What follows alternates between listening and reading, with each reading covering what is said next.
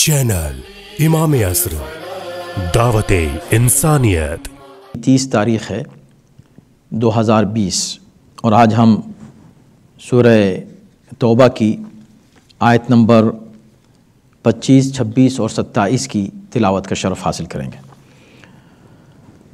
اعوذ باللہ السمیع العلیم من الشیطان اللعین الرجیم، بسم اللہ الرحمن الرحیم، الحمد للہ رب العالمین والصلاة والسلام علی سیدنا و نبینا و مولانا ابی القاسم محمد وآلہ الطیبین الطاہرین المعصومین واللعنة الدائمة على أعدائهم أجمعين من الآن إلى يوم الدين، أما بعد فقد قال الله في كتابه الكريم: بسم الله الرحمن الرحيم، لقد نصركم الله في مواطن كثيرة ويوم حنين إذ أعجبتكم كثرتكم فلم تغني عنكم شيئا وضاقت عليكم الأرض بما رحبت ثم وليتم مدبرين، ثم أنزل الله سكينته على رسوله وعلى المؤمنين وأنزل جنودا لم تروها وعذب الذين كفروا وذلك جزاء الكافرين، ثم يتوب الله من بعد ذلك على من يشاء والله غفور رحيم، صدق اللہ العلی العظیم۔ صلوات۔ ارشاد ہو رہا ہے کہ یقیناً اللہ نے بہت سے مقامات پر تمہاری مدد کی ہے، اور حنین کے دن بھی جب تم اپنی کثرت پر نازا تھے لیکن اس سے تمہیں کوئی فائدہ نہیں پہنچا، اور زمین اپنی وسعت کے باوجود تم پر تنگ ہو گئی تھی، اور پھر تم پیٹ پھیر کر بھاگ کھڑے ہوئے تھے۔ پھر اللہ نے اپنی طرف سے سکون نازل کیا اپنے رسول پر اور صاحبان ایمان پر، اور ایسے لشکر اتارے جو تمہیں نظر نہیں آ رہے تھے، اور کافروں پر عذاب نازل کیا، اور یہی کافروں کی سزا ہے۔ پھر اللہ اس کے بعد جس کی چاہے توبہ قبول کر لے، اور اللہ بخشنے والا مہربان ہے۔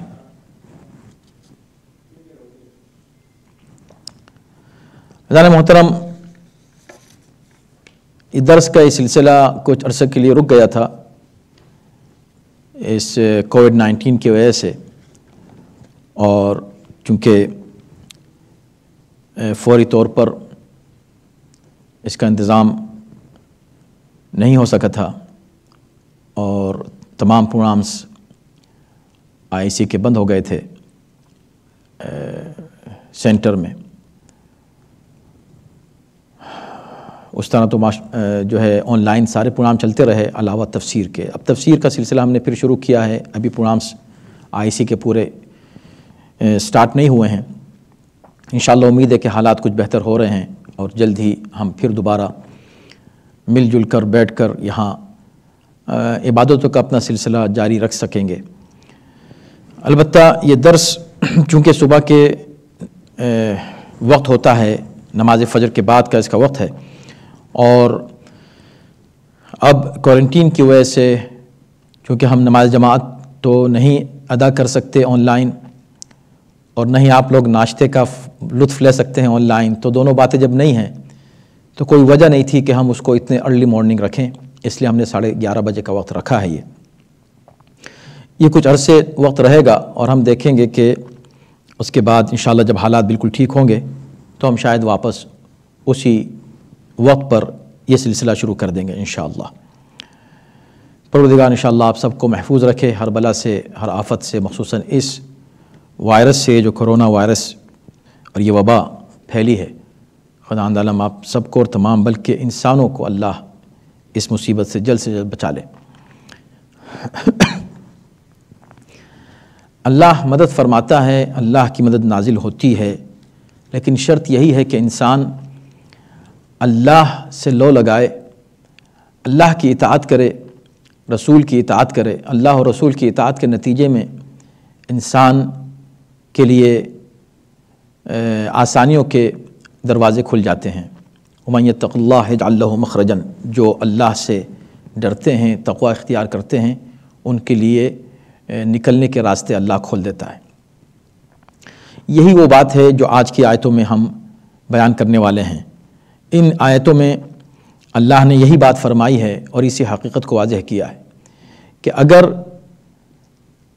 اقلیت بھی ہو، کم لوگ بھی ہوں اور خدا پر بھروسہ رکھتے ہوں تو اللہ ان کو کثیر تعداد پر فتح نصیب فرماتا ہے، جیسے بدر میں ہوئی۔ لیکن اگر کثرت ہو، بہت کثیر تعداد ہو اور کثرت پر لوگ ناز کر رہے ہوں اور مگر اللہ پر اتنا بھروسہ نہ ہو جتنا اپنی کثرت پر ہے، تو پھر خدا انہیں کچھ ایسی گویا تنبیہ کر دیتا ہے کہ اس سے انہیں اندازہ ہو جائے کہ اصل طاقت اللہ کے اختیار میں ہے، نہ تمہاری کثرت، نہ تمہاری طاقت، نہ تمہاری قوت۔ یہ کرونا وائرس بھی شاید اللہ نے اسی تنبیہ کے لیے یہ وبا اس کی اجازت دی، گویا جو بھی حالات ہوں، جو بھی اس کے ریزن ہوں، لیکن اذن الہی کے بغیر کوئی چیز نہیں ہوتی اس دنیا میں۔ تو اگر اذن الہی ہے اس میں، اور یقیناً ہے، تو خدا نے غالباً یہ چاہا کہ تمام انسان اللہ کی طرف پلٹ کر آئیں اور اس حقیقت کو مان لیں کہ اصل طاقت اور قوت اللہ کے اختیار میں ہے۔ آپ نہ پاور ہیں، نہ آپ سپر پاور ہیں۔ آپ کے سارے پاور اور سپر پاور دھرے رہ جاتے ہیں ایک ایسے دشمن کے مقابلے میں جو اتنا چھوٹا ہے کہ آپ کو نظر بھی نہیں آتا۔ اتنے حقیر اور ناچیز ایک دشمن نے پوری دنیا کے انسانوں کو گھروں میں قید کر دیا۔ اتنا کمزور ہے یہ انسان، لیکن سبق حاصل نہیں کرتے۔ جیسے ہی حالات ٹھیک ہوں گے، سب باہر نکلیں گے، اس کے بعد پھر وہی ظلم و ستم کا سلسلہ شروع ہوگا۔ ہر طاقتور اپنے کمزور پر ظلم شروع کر دے گا، چاہے وہ ہاتھ سے ظلم ہو، چاہے وہ زبان سے ظلم ہو، چاہے وہ کسی اور طریقے سے ہو۔ اذیت دینا، دوسروں کا حق چھیننا، دوسروں کے حقوق کو پامال کرنا وغیرہ وغیرہ، یہ سلسلہ پھر شروع ہو جائے گا۔ علاوہ ان لوگوں کے جو عبرت حاصل کرتے ہیں تاریخ سے اور واقعات سے اور حالات سے سبق سیکھتے ہیں، وہ سبق سیکھیں گے، اور جو نہیں سیکھتے وہ پھر واپس اپنی ڈگر پر آ جائیں گے۔ ان آیات میں اللہ نے ایک واقعے کا ذکر کیا ہے اور اس میں بات یہیں سے شروع ہوتی ہے، لَقَدْ نَصَرَكُمُ اللَّهُ فِي مَوَاطِنَ كَثِيرَةٍ، اللہ نے تمہاری نصرت بہت سے مواقع پر کی ہے۔ مواطن، موطن کی جمع ہے۔ موطن وہ جگہ جہاں انسان ٹھہرے، رکے یا اپنا بسیرا بنا لے، یا کوئی جگہ جہاں پر وہ رک رہا ہو، اسے موطن کہتے ہیں۔ اور اسی سے ہم اردو میں بھی وطن کا لفظ استعمال کرتے ہیں، وطن، کیونکہ ہم وہاں رکتے ہیں، ہم نے اس کو اپنی جگہ، اپنا بسیرا بنا لیا ہے۔ اور یہاں پر موطن سے مراد ایک میدان ہے، میدان جنگ، اور ایسے مواقع ہیں کہ جہاں پر مسلمانوں کو مدد کی ضرورت تھی، تو اللہ نے کہا کہ لَقَدْ نَصَرَكُمُ اللَّهُ فِي مَوَاطِنِ كَثِيرَةٍ، بہت سے موقعوں پر، بہت سے حالات میں اللہ نے تمہاری مدد کی ہے۔ خدا مدد کرتا ہے، اب یہ ہے کہ کوئی اس کو ریئلائز کرتا ہے اور کوئی اس کو ریئلائز نہیں کرتا، کوئی اس حقیقت کو مانتا ہے، ایکنالج کرتا ہے، اور کوئی نہیں کرتا، ڈیپینڈ کرتا۔ ورنہ اللہ ہر انسان کی انڈیویجول مدد کرتا ہے، انفرادی طور پر بھی، اور اجتماعی طور پر اللہ قوموں کی مدد کرتا ہے۔ لیکن انہی کی مدد ہوتی ہے۔ مدد دو طرح کی ہے، ایک وہ مدد ہے جو اللہ ہر ایک کی کرتا ہے، کافر و مومن سب کی، ہر معاملے میں مدد کرتا ہے، ہر ایک کو رزق خدا ہی سے مل رہا ہے، رحمت پروردگار عام ہے، وہ رحمان ہے، اس کی رحمت سب کے لیے۔ لیکن کہیں کچھ خصوصی مدد ہوتی ہے، وہ خصوصی مدد اللہ کی طرف سے صرف ان کو حاصل ہوتی ہے جو اس پر بھروسہ رکھتے ہیں، جو اس پر توکل کرتے ہیں، اور جو اس کی اطاعت کرتے ہیں اور اس کے رسول کی اطاعت کرتے ہیں۔ چنانچہ یہی بات کہی گئی یہاں، لَقَدْ نَصَرَكُمُ اللَّهُ، اللہ نے تمہاری نصرت بہت سے موقع پر کی ہے۔ وَيَوْمَ حُنَيْنٍ، یہ بات کہنے کے بعد اب ایک خاص موقع کا ذکر کیا گیا، اور حنین کے دن بھی اللہ نے تمہاری مدد کی۔ آپ کو یاد ہے اس سے پہلے سورہ انفال میں مسلسل ہم بدر کے واقعے پر گفتگو کرتے رہے، اور بدر میں کیا ہوا اور کس انداز سے اللہ نے مسلمانوں کی مدد کی قلیل تعداد کے باوجود، کس طرح وہ ایک بہت بڑے لشکر پر غالب آ گئے جو بہت ہی تیار اور مجہز لشکر تھا، جبکہ ان کے پاس کوئی تیاری نہیں تھی۔ وہ صرف اللہ پر بھروسہ تھا، ایمان کی طاقت اور قوت تھی، اور وہ گویا کہ جذبہ تھا کہ جس کی وجہ سے اللہ نے ان کی مدد فرمائی۔ تو مدد اللہ فرماتا ہے، شرط یہ ہے کہ مدد لینے والا ہو۔ اب یہاں پر بھی اللہ نے کہا کہ مدد سب جگہ تمہاری کی، اور ہم نے حنین میں بھی تمہاری مدد کی، لیکن یہاں ایک خصوصی کیفیت تھی حنین میں۔ حنین کیا ہے؟ بہت سے غزوات ہیں پیغمبر اسلام کے۔ غزوہ اس جنگ کو کہتے ہیں جس میں پیغمبر اسلام خود شریک ہوئے ہوں، بذات خود، بنفس نفیس آپ تشریف فرما ہوں، آپ قیادت کر رہے ہوں، اسے غزوہ کہتے ہیں۔ سریہ بھی ہیں، سریہ وہ ہیں کہ جس میں پیغمبر نے کچھ مشن یا ایکسپیڈیشنز بھیجے اور جو ہے قیادت اس دستے کی کسی کے حوالے کی۔ لیکن جہاں قائد خود ہوں اور خود جنگ میں موجود ہوں اسے غزوہ کہا جاتا ہے۔ تو پیغمبر اسلام کے غزوات میں سے ایک غزوہ ہے غزوہ حنین، اور یہ بڑا اہم غزوہ ہے اور اس کا ذکر قرآن نے کیا ہے۔ اسی سے اس بات کا اندازہ ہوتا ہے کہ یہ کتنا اہم ہے۔ قرآن نے جن غزوات کا ذکر کیا ہے ان میں یہ حنین ہے، بدر کا ذکر آپ سن چکے ہیں، خیبر کی طرف اشارے ہیں، اور گویا کہ احد کا ذکر ہے نام کے ساتھ، اور احزاب کا ذکر ہے۔ ان میں حنین یہ ان بڑی جنگوں میں سے ایک اعتبار سے کہا جائے تو آخری جنگ ہے۔ اس کے بعد کچھ چھوٹی موٹی جنگیں ہوتی ہیں، لیکن بڑی جنگوں میں یہ آخری جنگ ہے۔ کیوں؟ اس لیے کہ 8 ہجری کے بعد یہ جنگ واقع ہوئی ہے۔ 8 ہجری میں مکہ فتح ہو چکا ہے۔ فتح مکہ کے بعد ظاہر ہے کہ پورے جزیرۃ العرب پر اسلام کی دھاک بیٹھ گئی تھی، اور ایک رعب گویا سب پر طاری ہو گیا تھا مسلمانوں کی طاقت اور قوت کا، اور ان کی ایک ہیبت سب پر طاری ہو گئی تھی۔ کیوں؟ اس لیے کہ مکہ اصل میں مرکز تھا اسلام دشمن ایکٹیویٹیز کا، اور جب اسلام غالب آیا اور مکہ فتح ہوا تو گویا کہ مکہ کے جتنے سردار تھے وہ زیر ہوئے، اور اکثریت نے اسلام قبول کر لیا۔ تو اس کا نتیجہ یہ ہوا کہ اطراف کے جتنی بھی کافر تھے اور اسلام دشمن طاقتیں تھیں، انہوں نے یا تو ہتھیار ڈال دیے یا انہوں نے یہ سوچا کہ اب ہم اپنی آخری جنگ بھی لڑ لیں۔ چنانچہ انہی میں سے ایک قبیلہ تھا، قبیلہ حوازن۔ یہ قبیلہ طائف کے پاس ایک علاقے میں، جہاں حنین ایک علاقہ ہے طائف کے پاس، تو وہاں یہ ایک بڑا قبیلہ تھا، بڑا جنگجو قبیلہ، اور اپنی طاقت پر بڑا اس کو ناز تھا۔ انہیں جب پتہ چلا کہ مکہ فتح ہو چکا ہے تو اس کے جو سردار تھا مالک ابن عوف، اس نے سب کو جمع کیا اور جمع کر کے کہا کہ بھئی دیکھو اسلام جو ہے وہ پھیل چکا ہے ہر طرف، اور اب مکہ بھی فتح ہو چکا ہے، اور مسلمان فاتح کی حیثیت سے مکے میں داخل ہوئے ہیں۔ ایسا لگتا ہے کہ اتنی طاقت آ جانے کے بعد اب وہ ہماری طرف بھی آئیں گے، ہماری طرف بڑھیں گے، اور ہم پر بھی حملہ ہوگا، اور ہم پر بھی قبضے کی کوشش کریں گے۔ تو اس سے پہلے کہ وہ ہماری طرف بڑھیں، ہم خود آگے بڑھتے ہیں ان سے جنگ کرنے کے لیے۔ تیار ہو گئے اور جنگ کی تیاریاں ہو گئیں، اور ظاہر ہے کہ وہ بڑے جنگجو، بہت ہی جنگجو قبیلہ تھا حوازن کا، اور ان کے ساتھ کچھ اور بھی ان کے احباب تھے اور ساتھی تھے اور دوست تھے، وہ شامل ہوئے۔ ایک لشکر تیار ہوا، اور بڑا منظم آرگنائز لشکر تھا۔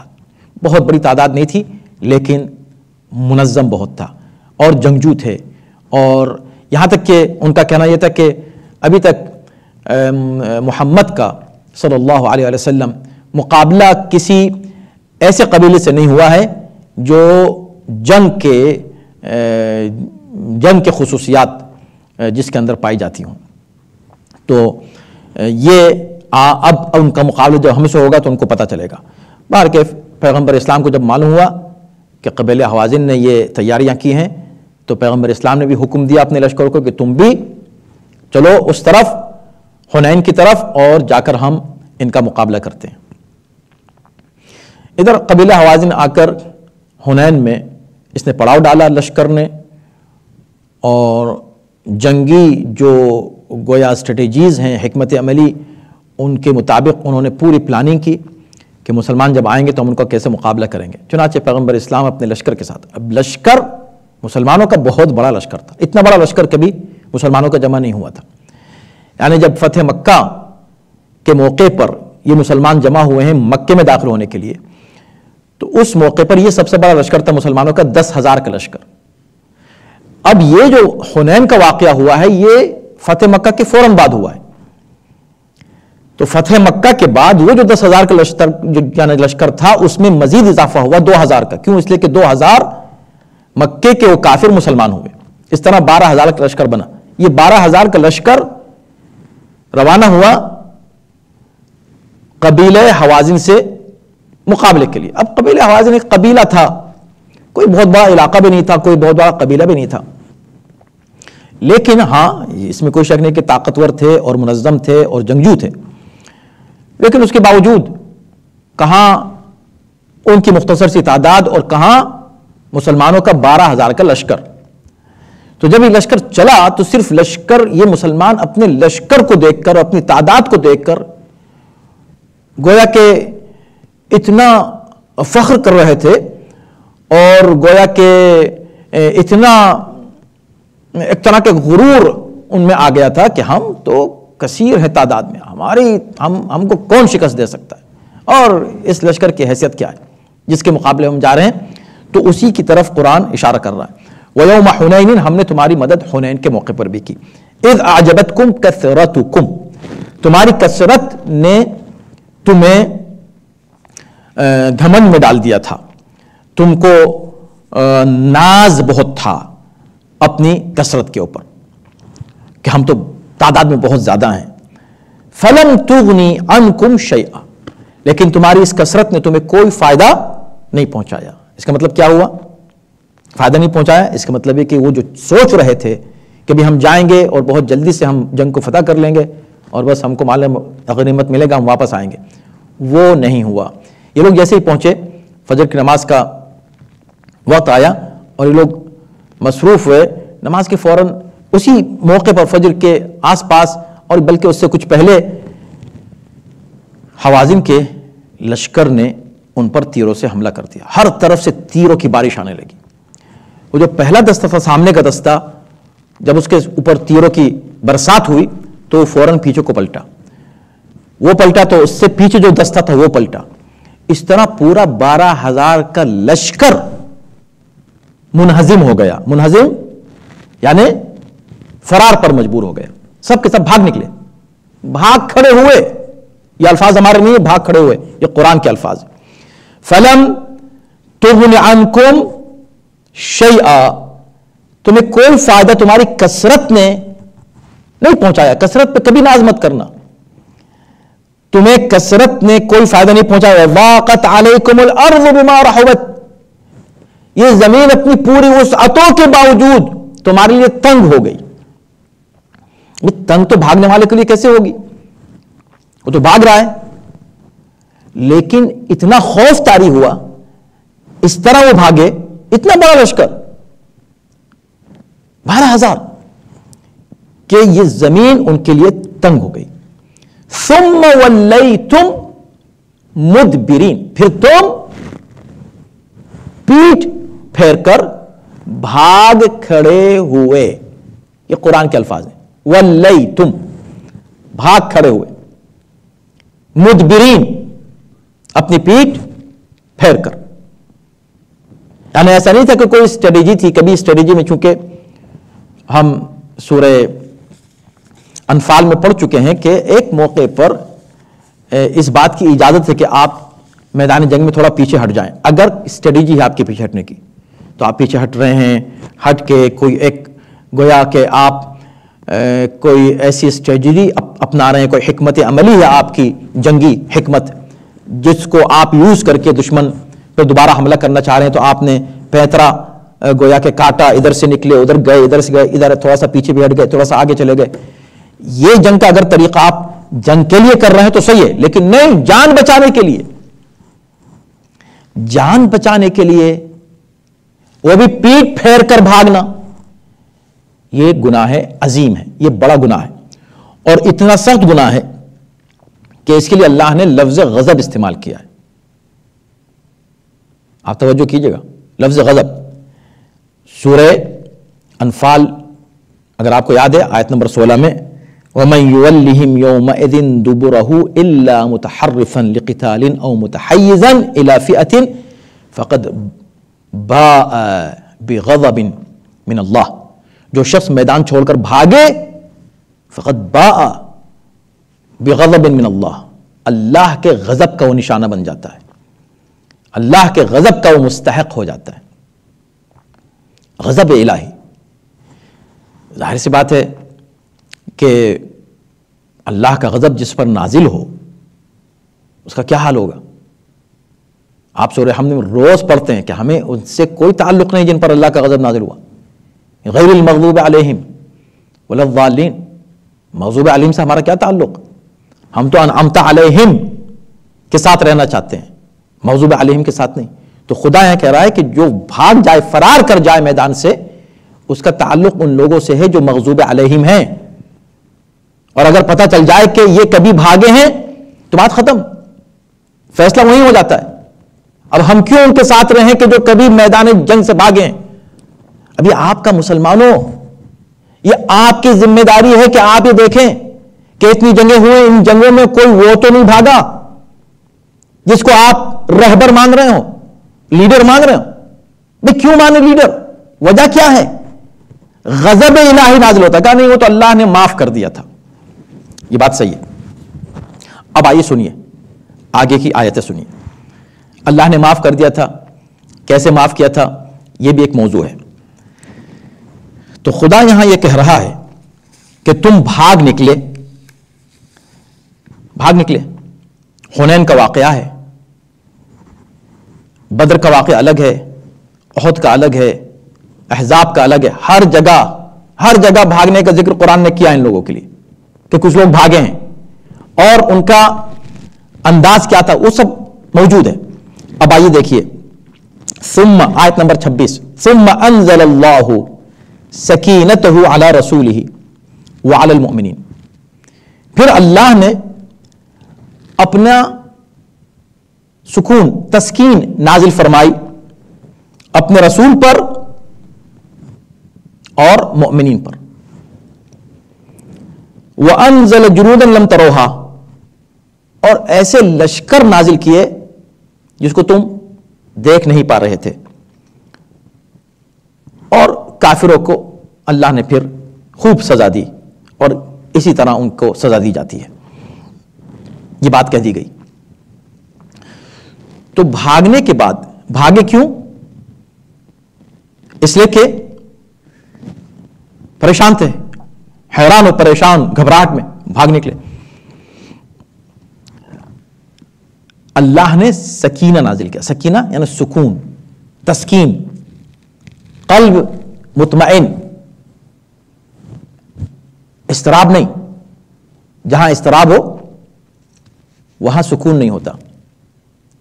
تو اللہ نے کہا کہ ہم نے سکون نازل کیا، تم دلوں کو سکون بخشا۔ کیا مطلب؟ یعنی قدم رک گئے، ٹھہر گئے۔ لیکن یہ کس کے لیے تھا کہ قدم رک گئے اور ٹھہر گئے، ٹھہرے رہے؟ اضطراب جہاں نہ ہو۔ اب تاریخ کہتی ہے کہ حنین کے اس واقعے میں 12,000 کا لشکر، تصور کر لیجئے جب بھاگ رہا ہوگا تو اس کا کیا حال ہوگا، ایک بھگدڑ جو مچ رہی ہوگی، اسٹمپیڈ ٹائپ، 12,000 کا لشکر۔ اچھا تو 12,000 میں ہو سکتا ہے 100 بھاگ گئے ہوں گے، 200 بھاگ گئے ہوں گے، نہیں، تو پھر 1000 بھاگ گئے ہوں گے، جی نہیں، تو کتنے؟ 5,000، تو 10 سب بھاگ گئے، سب بھاگ گئے۔ 10 یا 12 افراد ٹھہرے رہے، 1000 میں سے ایک بھی نہیں رکا۔ یعنی پرسنٹیج میں اگر آپ جائیں تو 1 in 1000 لوگ رکے۔ اور کون تھے؟ سب بنی ہاشم، سب بنی ہاشم۔ اور ان کے سردار امیر المؤمنین. خیر یہ عجیب بات ہے، کیا علی کبھی جنگ سے بھاگے؟ دکھاؤ. اور جو علی کے مقابلے پر لائے جاتے ہیں کیا وہ کبھی جنگ میں ٹھہرے؟ دکھاؤ. کیا مسئلہ ہے؟ نہیں. کہاں کنفیوژن ہے میرے بھائی؟ کہاں آپ حیران و پریشان، کہاں آپ کنفیوز ہیں؟ آپ کی کیا ذمہ داری نہیں ہے کہ دیکھنا کہ قرآن کس کے بارے میں کیا کہہ رہا ہے؟ حضرت علی ٹھہرے رہے تنہا. اکثر مواقع پر جب لوگ بھاگے ہیں نا تو آپ کو ہر جنگ میں ہی ملے گا کہ جنگ کے لڑنے والوں میں امیر المومنین ہے. اور اسی لیے ہمیشہ پرچم اسلام پیغمبر اسلام نے کس کے حوالے کیا ہے؟ حضرت علی کے. تو حنین میں بھی پرچم حضرت علی کے ہاتھ پہ تھا. اس کو ذہن میں رکھیے کہ پرچم ہاتھ میں ہونے کے بعد جنگ کرنا اور مشکل ہوتی ہے. اگر پرچم نہ ہو تو بس جنگ کرتے چلے جا رہے ہیں، لیکن پرچم بھی ہے اور جنگ بھی ہے. پرچم کو بھی سنبھالنا ہے اور جنگ بھی کرنی ہے. تو یہ کسی ایسے کو پرچم دیا جاتا ہے جو اس قابل ہو کہ پرچم کو روکے رکھے. پرچم جھکا تو یہ شکست کی علامت ہوتی ہے. امیر المؤمنین ہمیشہ علم بردار لشکر رہے. تو امیر المؤمنین کے بارے میں رسول اللہ جانتے تھے کہ بھئی ہر ایک بھاگ سکتا ہے، حالات میں علی نہیں بھاگیں گے، لہٰذا پرچم علی کے ہاتھ میں آئے گا. اور جہاں نہیں تھا علی کے ہاتھ میں خیبر میں، وہ آپ نے دیکھ لے کہ کیا ہوا. بھاگتے رہے جب تک علی کو پرچم ہاتھ میں نہیں دیا اس وقت تک فتح نصیب نہیں ہوئی. علی کے بغیر کبھی فتح نصیب ہوئی ہے مسلمانوں کو؟ یہاں پر بھی علی اور چند، وہ بھی سب بنی ہاشم کے، ایک دو نام کچھ اور لیے گئے ہیں. کچھ روایتیں مل جاتی ہیں بعد میں. اب ظاہر سی بات ہے کہ اب کیا کہا جائے، لکھنے والے کون، بیان کرنے والے کون. حضرت علی کے فضائل جتنے آج مل گئے نا، یہ معجزہ ہے، خود معجزہ ہے. آپ علی کا کوئی معجزہ بیان کریں یا نہ کریں، آپ علی کا کوئی معجزہ مانیں یا نہ مانیں، یہ معجزہ تو آپ کے سر چڑھ کے بولے گا کہ علی، ان کے دشمن ان کے فضائل چھپا رہے تھے دشمنی میں، دوست چھپا رہے تھے خوف کی بنا پر.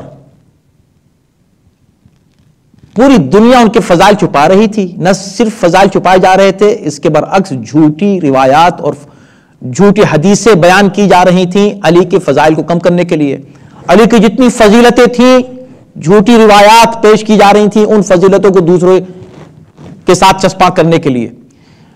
پوری مشنری، پوری طاقت حکومتوں کی لگی ہوئی تھی کہ علی کے فضائل کہیں پہنچ نہ پائیں لوگوں تک. اس حد تک علی کے فضائل سے لوگوں کو ناآشنا رکھا جائے کہ کہنے والا کہے کہ ارے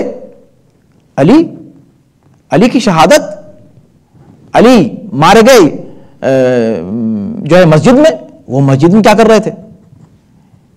شام والے سمجھ رہے تھے کہ ان کا جو حاکم ہے وہ رسول اللہ کا رشتہ دار ہے، علی رسول کے رشتہ دار سے جنگ کرنے آ گئے ہیں.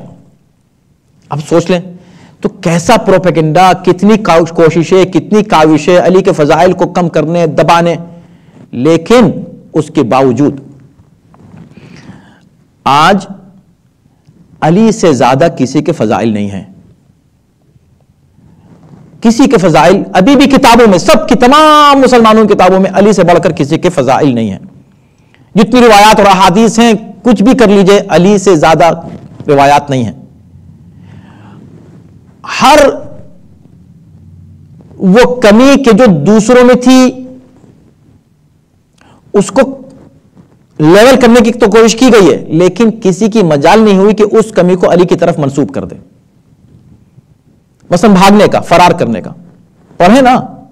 اب مشکل یہ ہے کہ اگر ہم بیان کریں تو کہیں کہ لیجئے یہ تو دل آزاری کر رہے ہیں. کہ دل آزاری ہی تو نہیں کر رہا، ہم یہ چاہ رہے ہیں کہ یہ مسلمان سب ایک دوسرے کو سمجھیں، سمجھ لیں. اس میں لڑنے کی کوئی بات نہیں ہے. جو لوگ بھاگے بدر میں جن کا کوئی کارنامہ نہیں ہے، جو لوگ بھاگے احد میں، جو لوگ بھاگے احزاب میں یا احزاب میں جن کا کوئی کارنامہ نہیں ہے، اور جو لوگ حنین میں بھاگے اور جو خیبر میں بھاگے، یہ بھاگنے والوں کا یعنی ہر جنگ میں. اور دوسری طرف علی کا دکھا دیجئے. اچھا دشمن بھی آج تک دشمن نے کوشش بہت کی فضائل کو ادھر سے ادھر کرنے کی. یہ جو ومن یشری نفسہ ابتغاء مرضات اللہ واللہ رؤوف بالعباد، حضرت علی بستر رسول پر سوئے اور آیت نازل ہوئی. اس آیت کو کہا گیا کہ یہ آیت ابن ملجم کی شان میں نازل ہوئی ہے. یعنی اس حد تک کوشش کی گئی. سوچ لیں کتنی کوشش نہیں کی گئی ہوگی. 70 سال تک حضرت علی پر سب و شتم ہوتا رہا، وہ بھی گھروں میں نہیں، صرف بازاروں میں نہیں، ممبروں سے. وہ ممبر جو بنا ہی فضائل علی کے لیے تھا، ان ممبروں سے حضرت علی کی شان میں گستاخیاں ہوتی رہیں 70 سال تک. مگر کیا ہوا نتیجہ؟ علی علی رہا. اور آج بھی علی علی ہے. علی یعنی بلند، علی بلند ہے. کسی کی مجال نہیں ہوئی کوئی جھوٹی روایتی پیش کرنے کی کہ علی فلاں جنگ سے بھاگ گئے تھے. جب 12,000 کا لشکر بھگدڑ مچ گئی، نکل گیا 12، تو یہ جو 12 رہ گئے یہ بھی چلے جاتے، کون پوچھتا؟ ٹھیک ہے بھائی سب چلے گئے تو ہمارا کیا؟ علی کیوں ہر جگہ رکے رہتے ہیں؟ یہ کیا معاملہ ہے؟ یہ کیا معاملہ ہے؟ تو اس پہ کبھی غور نہیں کرے گا مسلمان، کبھی بھی نہیں. کبھی آپ کی ذمہ داری نہیں ہے اس پر سوچنے کی کہ علی ہی کیوں رکے رہتے ہیں اور دوسرے لوگ کیوں چلے جاتے ہیں. اب مسئلہ یہ ہوتا ہے کہ انزل اللہ سکینتہ علی رسولہ، اللہ نے اپنے رسول پر سکون نازل کیا. وعلی المؤمنین، اور مؤمنین پر نازل کیا. بہت سوچنے سمجھنے کی بات ہے میرے بھائی، توجہ کیجئے گا ایک لفظ پر. اب آپ تفسیر اٹھا کے دیکھیں تو وہی کہ بھئی اس میں چونکہ بڑے بڑے نام آئے ہیں بھاگنے والوں میں، تو ان کو کیسے بچایا جائے؟ تو کہا کہ اللہ نے ان پر سکون نازل کیا. بھاگنے والوں پر سکون نازل کرے گا خدا؟ بھاگنے والوں پر. اسی لیے قرآن سمجھا کرو، اللہ نے پہلے رسول پر سکون نازل کرنے کی بات کی. اللہ نے رسول پر سکون علی رسول ہی، تو رسول بھاگ رہے تھے؟ بتاؤ کوئی. استغفر اللہ، نعوذ باللہ، رسول بھاگ رہے تھے؟ تو اگر سکون کی ضرورت بھاگنے والوں کو تھی کہ تاکہ وہ ٹھہر جائیں، رک جائیں اور نہ بھاگیں اور پلٹ آئیں، اس لیے اللہ نے ان پہ سکون نازل کیا، تو رسول اللہ بھی کیا انہی میں شامل تھے؟ اگر ڈائریکٹ یہ کہا جاتا کہ پھر اللہ نے مؤمنین پر سکون نازل کیا تو یہ کنفیوژن کریٹ کیا جا سکتا تھا کہ یہ سکون ان لوگوں کے لیے تھا کہ جو بھاگ رہے تھے، اب اللہ نے ان کو دلوں پر سکون نازل کر دیا، وہ واپس آ رہے ہیں. جی نہیں، یہ سکون ان کے لیے تھا جو میدان میں ٹھہرے رہے رسول کی طرح. نہ آج تک رسول اللہ کے قدم کبھی 1 انچ پیچھے ہٹے کسی میدان سے، اور نہ کبھی علی کے ہٹے. اور پھر ان کے ساتھ ان کے بہت ہی جو قریبی جانثار ہوا کرتے تھے چند افراد، وہ بھی ہر موقع پر شامل رہے. ان کے لیے اللہ فرماتا ہے کہ جو رک گئے رسول کی طرح، اللہ نے رسول پر سکون نازل کیا، یعنی اطمینان دلایا کہ میرے نبی گھبراؤ نہیں، آخر میں نتیجہ تمہارے حق میں آنے والا ہے. تو ہم ان کو سزا دے رہے ہیں جو بھاگ رہے نا، یہ ان کو اس غرور کی سزا ہے کہ ہم تو بہت کثیر تعداد میں ہیں. اس وقت 313 تھے، 1000 پر غالب آ گئے. آج 12,000 ہیں اور ایک چھوٹے سے لشکر کے مقابلے پر بھاگ کھڑے ہوئے ہیں. تو میں ان کو سزا دے رہا ہوں، تم کو میں سکون پہنچاؤں گا، تمہارے دل پر سکون نازل ہوگا. اور ان لوگوں پر جو رسول کے ساتھ، وہ مؤمنین علی المؤمنین جو رسول کے ساتھ ٹھہرے رہے، سکون ان کے لیے تھا. آپ کیسے کہہ سکتے ہیں کہ سکون ان کے لیے جو بھاگ گئے؟ ہاں یہ ضرور تھا کہ لوگ بھاگ کر چلے نہیں گئے، آ گئے واپس، یہ بات صحیح ہے، بعد میں واپس آئے. کب؟ رسول اللہ کے برابر میں حضرت عباس ابن عبد المطلب کھڑے ہوئے تھے، آپ کے چچا. کہتے ہیں کہ ان کی آواز ذرا بلند تھی. ان سے کہا کہ عباس ذرا ان کو سب کو آواز دینا، یہ کہاں چلے جا رہے ہیں. انہوں نے سب کو پکارا، آواز دی، وہ لوگ واپس آ گئے. واپس آ گئے، آواز سنی. رسول اللہ نے کہا کہ اے مسلمانوں کہاں تم جا رہے ہو، کچھ الفاظ بتائے، وہ واپس آنے لگے. اب جب واپس آ گئے تو ظاہر ہے کہ جنگ کا نقشہ پلٹ گیا. آخر میں نتیجہ یہی ہوا کہ حضرت علی کی شجاعت اور ان کی برکت سے مسلمانوں کو فتح نصیب ہوئی. اللہ نے کافروں کو سزا دی، اور پھر پیغمبر اسلام نے جو بھی مال ان کا ہاتھ آیا تھا اور جو اسیر ہاتھ آئے تھے، جب وہ مسلمان ہو گئے، اور مالک ابن عوف بھی جو ان کا سردار تھا حوازن کا، مسلمان ہو گیا، اسلام قبول کر لیا، تو پیغمبر اسلام نے وہ سارا مال ان کو واپس کر دیا. نہ صرف واپس کیا اور اسیر بھی ان کو دے دیے واپس، یعنی آزاد کر دیا، بلکہ پیغمبر اسلام نے مالک ابن عوف کی سرداری کو برقرار رکھا اور کہا کہ تم ابھی بھی اس علاقے کے اور حوازن کے سردار رہو گے. فرق یہ ہے کہ پہلے کافر تھے، اب تم مسلمان ہو سب، تو ہماری طرف سے تم جو ہے سرداری ہم تمہیں کو سپرد کرتے ہیں، تم ان کے سردار رہو گے. اب ایک بات رہ جاتی ہے، جتنی باتیں میں نے عرض کی اس میں، وہ ہے کہ اللہ نے معاف کر دیا تھا. یہ بات بھی تو کہی جا رہی ہے اس آیت میں. کیا کہا اللہ نے؟ 5 منٹ رہ گئے ہیں، اس میں جلدی سے میں اگر اس بات کو عرض کر سکوں. ثم یتوب اللہ من بعد ذلک علی من یشاء واللہ غفور رحیم. اب جو بھاگ کھڑے ہوئے، دیکھیں تمام مسلمان جو قرآن کی تلاوت کرتے ہیں ان پر لازم ہے کہ صرف تلاوت کر کے آگے نہ چلے جائیں، غور کریں، توجہ کریں، اور کچھ تفسیروں کا مطالعہ کریں اور تاریخ کا مطالعہ کریں. ثم یتوب اللہ من بعد ذلک، یہ تو طے ہے، یہ طے ہے کہ جب حنین کی جنگ ہوئی تو جنگ حنین میں بہت سے لوگ بھاگ کھڑے ہوئے. 12,000 کا لشکر تھا مسلمانوں کا پورا لشکر بھاگ کھڑا ہوا، علاوہ چند افراد کے جو امیر المؤمنین کے ساتھ ٹھہرے رہے. حضرت علی بن ابی طالب غالب کل غالب کے ساتھ جو ٹھہرے رہے، ہمیشہ کی طرح حضرت علی ہی رکے رہتے تھے، سب لوگ بھاگ جایا کرتے تھے. اس بار 1-2 نہیں 12,000 کا لشکر نکل گیا، سب بھاگ گئے. حضرت علی کھڑے رہے تو اللہ نے سکون نازل کیا.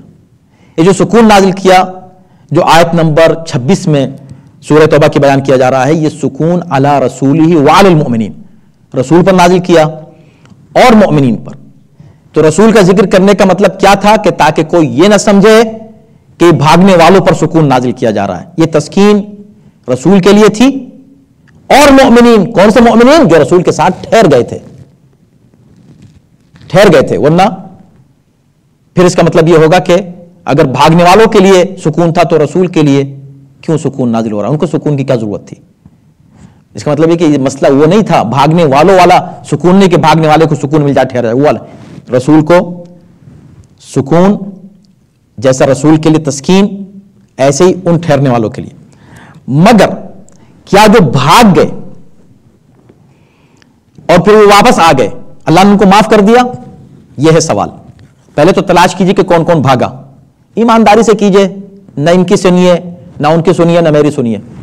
آپ ایمانداری سے اس بات کو خود تلاش کیجئے کہ جنگ حنین میں کون بھاگا، تمام جنگوں میں کون بھاگا. اب میں آپ کے سامنے وہ آیت پڑھتا ہوں آپ کو صرف یاد دلانے کے لیے، جو بلکہ میں نے ابھی پڑھی تھی، پھر سے پڑھ رہا ہوں، کہ جو لوگ بھاگ کھڑے ہوں فقط باء بغضب من اللہ، بھاگنے والوں کے لیے اللہ نے کہا کہ جو شخص میدان جہاد سے بھاگے اللہ کا غضب اس پر نازل ہوتا ہے. انفال آیت نمبر 16. مگر یہاں یہ آیت نمبر 27 یہ کہہ رہی ہے، سکون والا تو مسئلہ حل ہو گیا 26 میں کہ سکون جو ہے وہ بھاگنے والوں کے لیے نہیں تھا. 27 میں کہا جا رہا ہے کہ پھر اللہ توبہ قبول کر لیتا ہے اس کی جس کی وہ چاہے، اور اللہ غفور رحیم ہے. اللہ غفور رحیم ہے. تو لوگوں نے کہا کہ خدا نے سب کو معاف کر دیا. خدا کے لیے اپنی طرف سے کوئی بات مت لائیں، یہ دین ہے، یہ مذہب ہے، اس میں کوئی بات اپنی شامل مت کریں. اپنے جو عقائد پہلے سے طے شدہ ہیں اس کے اوپر قرآن مجید کی آیتوں کو ان پر اپلائی نہ کریں، یا اپنے خیرات کو قرآن پر اپلائی نہ کریں. قرآن جو کہہ رہا ہے اس کو سنیے. قرآن کہہ رہا ہے کہ ثم یتوب اللہ من بعد ذلک علی، پھر اللہ توبہ قبول کر لیتا ہے جس کی چاہے. جس کی چاہے. یہ نہیں کہا کہ سب کی توبہ اللہ نے قبول کر لی، یہ بھی نہیں کہا سب نے توبہ کر لی. یہی ثابت نہیں کہ سب نے توبہ کر لی. ارے واپس آ گئے، جیسے سب لوگ بھاگ رہے تھے سب بھاگنے والوں کے ساتھ ہو گئے، جیسے واپس آ رہے تھے واپس آنے والوں کے ساتھ ہو گئے. اس میں ایمان کہاں ثابت ہوا؟ میں سب کی بات نہیں کر رہا ہوں، لیکن میں ان کی بات کر رہا ہوں جن کی عادت تھی بھاگنا، اور بھاگنے کے بعد اس کے بعد پھر علی کے مقابلے پر آنا. یہ ہے، اگر علی کے مقابلے پر کوئی نہیں آئے تو ہمیں کیا اعتراض ہے؟ مقابلہ علی سے ہو رہا ہے. تو آپ یہ دیکھیں کہ یتوب، اللہ نے کہا کہ جس کو خدا چاہے اسے معاف کرے گا. اللہ غفور الرحیم ہے، ہر ایک کو نہیں، جس کو چاہے. اور کمال کی بات یہ ہے، کمال کی بات یہ ہے، آپ پھر سے ان آیتوں کو دیکھیں کہ شروع میں آیت نمبر 25 میں لقد اللہ نصرکم اللہ نے تمہاری مدد کی. اعجبتکم، تم یعنی کم ہر جگہ، کم 5 جگہ، اور چھٹی جگہ ثم ولیتم، یعنی تقریباً 7 جگہ پر مخاطب کا صیغہ ہے. اے مسلمانوں تمہاری مدد کی، تم اپنی کثرت پر ناز کر رہے تھے، تمہاری کثرت، تم کو کوئی فائدہ نہیں پہنچا، تمہارے اوپر زمین تنگ ہو گئی، تم بھاگ کھڑے ہوئے، سب تم. اور آیت نمبر 26 میں پھر اللہ نے اپنا سکون، اپنی تسکین نازل کی رسول پر اور مومنین پر. یہ نہیں کہا کہ اور تم پر، تسلسل چلتا نا، بات آگے بڑھتی کہ پھر تم بھاگ گئے، پھر تم واپس آئے، یا تمہارے واپس آنے سے پہلے پھر ہم نے تم پر سکون نازل کیا. نہیں، تم پر نہیں، مومنین پر. تو وہ بات بھی واضح ہو گئی. یہاں پر پھر اور جنرل کر دیا. یہ نہیں کہا کہ اللہ نے پھر تم کو معاف کر دیا. اللہ جس کو چاہتا ہے معاف کرتا ہے. اللہ غفور رحیم ہے، جس کی نیت صاف ہوگی اس کو معاف کر دیا ہوگا. اب میں بالکل اختتام پر ذرا سا یہ اشارہ ہو جائے کہ کس کو معاف کیا ہوگا، کس کو نہیں کیا ہوگا. آیات سے، اپنی طرف سے، اپنے ذہن سے کوئی بات مت لائیں. تو آیت نمبر 155 سورہ آل عمران کی پڑھ لیجئے. ان الذين تولوا منكم يوم التقى الجمعان انما استزلهم الشيطان ببعض ما كسبوا. وہ لوگ جو بھاگ گئے اس دن جس دن 2 لشکر آمنے سامنے آئے تھے، اصل میں شیطان نے انہیں بھاگنے پر مجبور کیا، یعنی شیطان کی طرف سے تھا. چونکہ ببعض ما كسبوا، ان کی کچھ حرکتیں ایسی تھیں کہ جس کی وجہ سے شیطان ان پر غالب ہوا اور وہ میدان چھوڑ کے چلے گئے. وَلَقَدْ عَفَى اللَّهُ عَنْهُمْ، اللہ نے ان کو معاف کر دیا. ان اللہ غفور حلیم، اللہ غفور و حلیم ہے، رحیم نہیں. یہاں پر ہے غفور و رحیم ہے، مگر من یشاء، جس کو چاہے معاف کر دے. اللہ غفور و رحیم ہے. لیکن جہاں کہا کہ پھر اللہ نے تم کو معاف کیا، خطاب کیا بھاگنے والوں سے. توجہ کیجئے میرے بھائی، یہ قرآن ہے. جہاں بھاگنے والوں سے خطاب کیا وہاں غفور حلیم استعمال کیا. جہاں جنرل کہا کہ اللہ جس کی چاہے توبہ قبول کر لے، وہاں غفور رحیم کہا. کیا فرق ہے دونوں؟ رحیم اور حلیم میں فرق ہے. رحیم رحمت کی بنا پر جب معاف کر دے تو پھر اس کے بعد کوئی پوزیشن نہیں ہے، یعنی بس گویا کہ آپ کے صحیفے سے وہ گناہ کٹ گیا، مٹ گیا، ہٹ گیا، ختم ہو گیا. نو باسپرس، کوئی یعنی کسی طرح کی کوئی باسپرس اس کے بعد نہیں ہوگی، نو کوسچن ہے. لیکن اگر کہا غفور حلیم، حلیم کہتے ہیں سزا کے ٹالنے کو، سزا کو ٹالنے والا حلیم کہلاتا ہے. یعنی کسی کی زیادتی پر ایک دم خاموش ہو جائے اور فوراً ریئیکشن ظاہر نہ کرے، اس کو حلیم کہتے ہیں. حلم اسی کا نام ہے. حلم یعنی کہ آپ کو فوراً غصہ نہیں آئے، آپ فوراً ریئیکشن ظاہر نہ کریں، آپ فوراً کسی دشمن کو، مخالف کو سزا نہیں دیں، برداشت کر لیں. برداشت کرنے کو حلم کہتے ہیں. ان اللہ غفور حلیم، اللہ بخشتا ہے حلم کے ساتھ. حلم یعنی کہ ابھی بخش دیا، لیکن اگر بعد میں پھر یہ حرکت کی تو پھر اللہ اس وقت حلیم بھی نہیں ہوگا تمہارے لیے. ابھی تو حلیم ہے، یعنی ایک موقع تم کو دے دے کہ ٹھیک ہے اب بھاگ کھڑے ہوئے، لیکن ایسا نہیں کہ تم کو بالکل ہی معاف کر دیا. ایک موقع دیا ہے، آئندہ ایسا مت کرنا. میں اکثر مثال دیتا ہوں، جیسے یہاں ٹکٹ ملتا ہے نا، ٹکٹ دیا تو اس کے بعد اگر آپ کو کورٹ سپرویژن ملتا ہے اور ایک عرصے تک آپ پھر دوبارہ وہی وائلنس نہیں کرتے تو آپ کا ٹکٹ ختم ہو جائے گا، آپ کے ریکارڈ میں نہیں آئے گا. لیکن اگر آپ نے پھر کوئی ایسا عمل انجام دیا کہ جو خلاف قانون ہے تو پھر وہ بھی واپس آئے گا ٹکٹ، اور یہ بھی نیا آپ کے ریکارڈ میں آ جائے گا. اسی طرح یہاں پر ہے. تو خدا نے کہا کہ اللہ غفور و حلیم. اب ہم یہ دیکھنا چاہتے ہیں کہ یہ بدر و خیبر و خندق میں اور احد میں جو لوگ بھاگے، اگر وہ آج اس آخری موقع پر حنین میں بھی بھاگ کھڑے ہوئے تو ان کے لیے رحمت پروردگار ہرگز نہیں ہے. اس دھوکے میں مت رہیے گا، نہ کسی کو دھوکہ دیجیے گا کہ خدا نے ان کو معاف کر دیا. وہاں جو معاف کرنے کی بات کی، خطاب کر کے اے مسلمانوں میں نے تم کو معاف کر دیا، غفور و حلیم، حلم کی بنا پر، یعنی تم کو ایک اور موقع دیا جا رہا ہے. لیکن اگر پھر تم بھاگ نکلے تو تم عذاب کا شکار ہو گئے.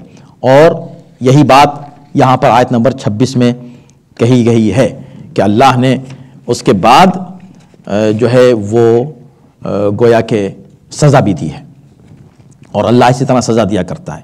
وہ کافروں کو بھی سزا ہے اور جو بھاگ رہے ہیں ان کو بھی سزا ہے، دونوں کے لیے سزا ہے. لیکن جو واقعی عمدن نہیں بھاگے یا ان کی عادت بھاگنا نہیں ہے اور کسی وجہ سے بس وہ اس کیفیت کا شکار ہو گئے جو اس وقت ہو گئی تھی، تو خدا جس کو چاہے، اب یہ خدا کی مرضی ہے کہ خدا دیکھے دل میں کہ کس کو معاف کر دے. لیکن جن کے بارے میں ہمیں پتا ہے کہ بار بار بھاگتے رہے ہیں، ان کی لیے مت کہیے کہ اللہ نے ان کو بھی معاف کر دیا. ایسا کوئی ثبوت یہاں نہیں ہے کہ اللہ نے ان کو معاف کر دیا. قطعاً نہیں ہے، نہ کوئی ثابت کر سکتا ہے، نہ عقل سے اور نہ ہی نقل سے، نہ قرآن سے، نہ حدیث سے، نہ روایت سے، نہ کسی جو ہے گویا کہ تاریخ کے حقیقت سے. پروردگار انشاءاللہ ہمارے علم و معرفت میں اضافہ فرمائے، اور ہم ہمیشہ یہ سمجھیں کہ ٹھیک ہے ہم پرانی باتیں کر رہے ہیں، اگر ہم ہوتے وہاں تو کیا کرتے؟ ہم رکتے علی کے ساتھ یا ہم بھاگتے بھاگنے والوں کے ساتھ؟ یہ مسئلہ ہے. یہ سبق ہم سیکھیں اور اپنے ایمان کو اتنا مضبوط کریں اور علی سے خود کو اتنا اٹیچ رکھیں کہ ہم کبھی بھی دین کے معاملے میں ایسی کوئی حرکت نہ کریں جو خدا اور رسول کے لیے ناراضگی کا سبب بنے. اور یہ جبھی ہو سکتا ہے جب آپ علی کے ساتھ رہیں، بھاگنے والوں کے ساتھ نہیں. صلوات بر محمد و آل محمد. اللہم صلی علی محمد و آل